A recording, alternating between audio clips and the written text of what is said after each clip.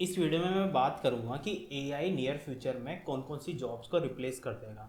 वैसे तो ये चैनल क्या है ना, प्रोग्रामर, सॉफ्टवेयर इंजीनियर्स, इन सब के लिए है। लेकिन सॉफ्टवेयर इंजीनियर्स का ही काफ़ी लोगों का क्वेश्चन मेरे पास आता है कि सर क्या सॉफ्टवेयर इंजीनियर्स की जॉब को एआई रिप्लेस कर देगा क्या फ्यूचर में। तो इसके लिए क्या है ना, ये जवाब देना तो अभी थोड़ी जल्दीबाजी होगी। और इसका वैसे मैंने एक वीडियो बना के जवाब दिया था कि जिन प्रोग्रामर्स का काम रिपीटेटिव है ना, या फिर जो लेवल वन का काम है प्रोग्रामिंग में ही, लेवल वन का, कि सिंपली आपको एक पेज बनानी है, इवन एक वेबसाइट बनानी है, जो रिपीटेटिव काम कर रहे हैं ना, उनकी जॉब ज़्यादा खतरे में एज़ कम्पेयर टू जो थोड़ा कॉम्प्लेक्स काम कर रहे हैं। लेकिन प्रोग्रामर्स से भी पहले काफ़ी सारी जॉब्स ऐसी हैं जिनको ज़्यादा खतरा है, प्रोग्रामिंग का नंबर तो बहुत लेट आएगा। तो फॉर एग्जांपल अगर हम बात करें प्रोग्रामिंग से पहले कौन कौन सी जॉब पे ज़्यादा खतरा है, तो सबसे पहले नंबर आता है कस्टमर सपोर्ट एग्जीक्यूटिव का। आपने देखा होगा, आपको जब भी कोई प्रॉब्लम आती है किसी भी कंपनी से, कोई आपको कस्टमर सपोर्ट से बात करनी पड़ती है, तो वहाँ पे कोई बंदा आपसे बात कर रहा होता है और उसके पास रिपीटेटिव क्वेश्चन आते हैं। जो भी प्रॉब्लम होती है, जैसे फॉर एग्जांपल फ़ोन की कंपनी है तो नेटवर्क का इशू होगा, सिम से रिलेटेड इशू होगा। तो ये सब इश्यूज रिपीटेटिव होते हैं, उनको दिन में हजारों लाखों सेम इश्यूज आते हैं। तो वहाँ पे क्या है ना, मैंने तो इवन ये भी अभी एक क्रेडिट कार्ड कंपनी के कस्टमर केयर पे बात करके देखा था, एक बैंक के कस्टमर केयर पे बात करके देखा था। तो वहाँ पे सामने की तरफ आईवीआर ही बात कर रहा था, वहाँ पे कोई ह्यूमन था ही नहीं। और इवन वो जो मैं बोल रहा था ना, जैसे मेरे को किस रिगार्डिंग हेल्प चाहिए, तो मैं अगर बोलूँगा क्रेडिट कार्ड, तो क्रेडिट कार्ड से रिलेटेड फिर वो इन्फॉर्मेशन लेके और फिर मेरे को अगला क्वेश्चन पूछता। तो मतलब वहाँ से कोई आईवीआर ही बात कर रहा था, कोई ह्यूमन इंटरेक्शन नहीं था, और वो मेरी प्रॉब्लम सोल्व करने का ट्राई कर रहा था। तो आप ये सोचो कि कुछ हद तक तो ये रिप्लेस ही कर रहा है ना एक तरह से। और एआई जैसे जैसे ट्रेन होएगा, जैसे जैसे, क्योंकि एआई क्या है ना, जो भी डेटा उसके पास है ऑलरेडी पास्ट में, उसके बेस पे ही फ्यूचर प्रोडिक्शन करता है, या फ्यूचर अपना जो भी काम होता है ना वो करता है। और जैसे जैसे इन्फॉर्मेशन एआई के पास बढ़ती रहेगी, उसका काम और ज़्यादा स्मूथ होता रहेगा। तो सबसे पहले जो काम रिप्लेस होगा ना, वो होगा कस्टमर एग्जीक्यूटिव्स का। जो लोग रिपीटेटिव काम करते हैं, जो लोग सेम काम करते हैं, सेम क्वेरीज आती है और सेम सोल्यूशन प्रोवाइड करते हैं। तो नंबर एक तो इस लिस्ट पे आता है कस्टमर एग्जीक्यूटिव। अब अगली बात आती है कि आपको एज ए प्रोग्रामर डरना चाहिए या नहीं डरना चाहिए एआई से, कि हमारी जॉब ले जाएगा या नहीं ले जाएगा। ले जाएगा या नहीं इसका तो पता नहीं, लेकिन एक स्टडी है उसके according AI will take 85 million jobs in next 5 years. 5 साल के अंदर इतनी जॉब्स ले जाएगा। लेकिन एक अच्छी बात भी ये भी है कि 100 मिलियंस के अराउंड नई जॉब्स भी क्रिएट करेगा।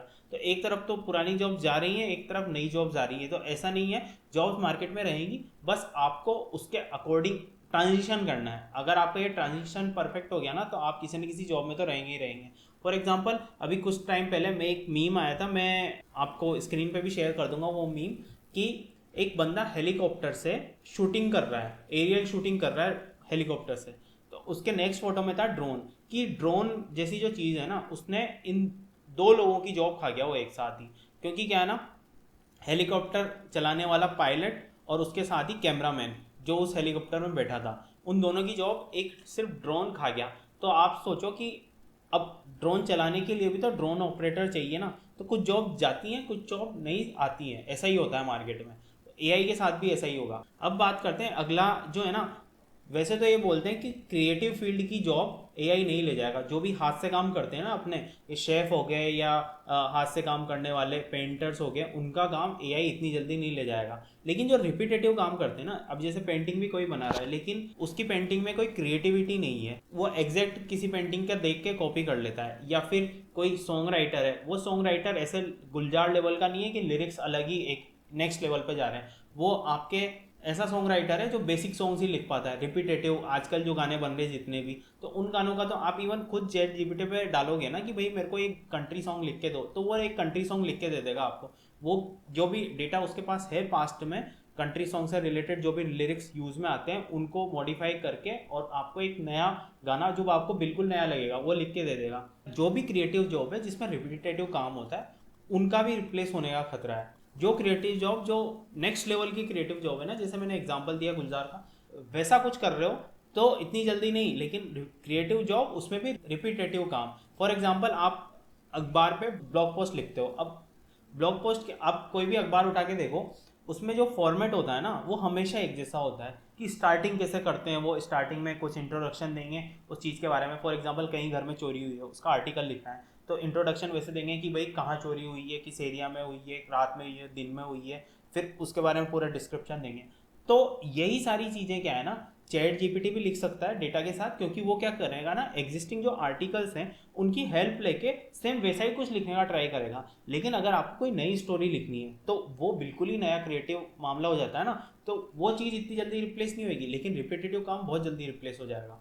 अब अगली चीज़ आती है डेटा एंट्री, कंटेंट राइटिंग और ट्रांसलेटर। पहले की तरह जो भी रिपीटेटिव काम है ना, इनमें भी क्या है ना, ट्रांसलेटर का काम क्या होता है ना, एक लैंग्वेज से दूसरी लैंग्वेज में ट्रांसलेट करना। तो और डेटा एंट्री, आपका मैनुअल डेटा एंट्री कर रहे हो आप, या कंटेंट राइटिंग कर रहे हो, कंटेंट राइटिंग में भी एक प्रॉपर फॉर्मेट ही फॉलो हर बार कर रहे हो ना, सेम डेटा के लिए। इवन आप आज भी लिख के देखोगे ना कि एआई में, चैट जीपीटी में आप लिख के देखोगे कि मेरे को इस फला फला वीडियो के लिए स्क्रिप्ट चाहिए, तो एक वो प्रॉपर स्क्रिप्ट लिख के दे देगा जो जनरली वीडियोज़ में यूज़ में आती है। अब किसी का बिल्कुल ही अलग, जैसा मेरा क्या है ना, फॉर्मेट ही बिल्कुल अलग रहता है। मैं अपने मन से ही बोलता हूँ जो बोलना है, मैं किसी का फॉर्मेट लिख के ऐसे ट्राई नहीं करता। जो मेरे मन में जिस टाइम आ रहा होता है ना, वो वही एग्जाम्पल, वही चीज़ें मैं आपको बताने का ट्राई करता हूँ। एक पूरा फॉर्मेट फॉलो नहीं करता मैं, इसीलिए मैं फॉलो नहीं करता क्योंकि फॉर्मेट्स क्या है ना, रिपीटेटिव लगने लगते हैं, एक जैसे लगने लगते हैं। आपको मेरा वीडियो कुछ तो अलग दिखना चाहिए ना, इसीलिए मैं कोई फॉर्मेट फॉलो नहीं करता। तो ऐसा जो काम है ना जिसमें रिपीटेटिव एक्शंस हैं, इवन कंटेंट राइटिंग में भी अगर रिपीटेटिव एक्शन है तो वो भी रिप्लेस होने के ज़्यादा चांसेस हैं। अब अगर आईटी के लेवल पे बात करेंगे, आईटी सॉफ्टवेयर इंजीनियर्स में या आईटी कंपनीज में कौन कौन सी जॉब को रिप्लेस होने का खतरा है, तो एक जॉब ऐसी है जिसमें बहुत रिपीटेटिव काम होता है, वो है ऑनबोर्डिंग की। जब भी आप कोई नई कंपनी ज्वाइन करते हो ना, उसके अंदर क्या होता है ना, ऑनबोर्डिंग होती है आपकी, सेम काम रिपीट होता है। मेरे को पता है, मैंने भी किया, क्योंकि ऑनबोर्डिंग तो मेरे को पता है कि क्या क्या काम होता है। आपको बंदे को ट्रेनिंग प्रोवाइड करने के लिए डॉक्यूमेंट शेयर करने, आपको जो किट होता है वो देना पड़ेगा, आपको लैपटॉप वगैरह ये सब आपको देने पड़ेंगे। रिपीटेटिव एक्शन होते हैं, उनके पास एक शीट होती है कि ये टिक मार्क लगाते जाते हैं वो कि ये चीज़ें हमें प्रोवाइड करवानी है वन बाय वन, और हर बंदे के साथ वही करेंगे। तो ऑनबोर्डिंग के टाइम पे भी और सेम प्रोसेस उनको ऑफबोर्डिंग के टाइम पे भी, जब भी कोई बंदा कंपनी छोड़ के जाता है तो उसके साथ भी सेम प्रोसेस फॉलो करना रहता है। तो ये जो प्रोसेसेस है ना, ये रिपीटेटिव एक्शंस हैं। तो डेवलपर्स से पहले तो इनका नंबर आएगा, आप ये मान के चलो डेवलपर्स का काफ़ी लेट नंबर आएगा। वैसे मैं और भी वीडियोस बना दूंगा कि कैसे आप अपनी जॉब को सिक्योर कर सकते हैं और कैसे एआई का यूज़ करके, चैट जीपीटी का यूज़ करके अपनी प्रोडक्टिविटी को बढ़ा सकते हैं। तो आई होप ये वीडियो आपके लिए हेल्पफुल रहेगा, एंटरटेनिंग रहेगा, और चैनल को सब्सक्राइब कर लेना ऐसे ही और वीडियोस के लिए। Thank you so much.